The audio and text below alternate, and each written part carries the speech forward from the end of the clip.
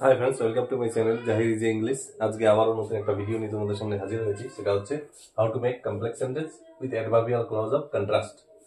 Contrast মানেই হচ্ছে বৈপরীত্য। এখানে লিঙ্কার্স ব্যবহার হবে দো, অলদো, এই দুটারই অর্থ হচ্ছে যদিও।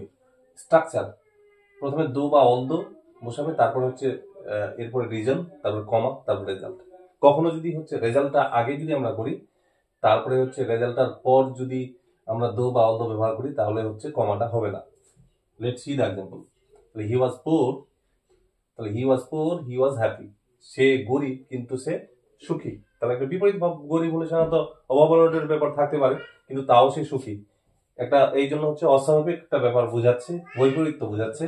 এই জন্য প্রথমেই আমরা ব্যবহার করবো দো বা অলদোর মধ্যে যে কোনো একটা।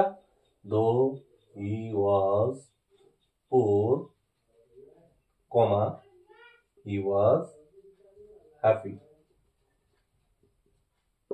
এবার আমরা যদি এটা রেজাল্টটাকে আগে করি, তাও হবে অবলিক দিয়ে হি ওয়াজ হ্যাপি দো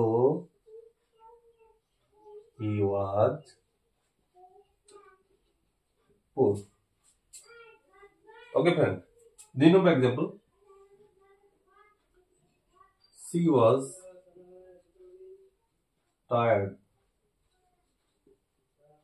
She attended the meeting.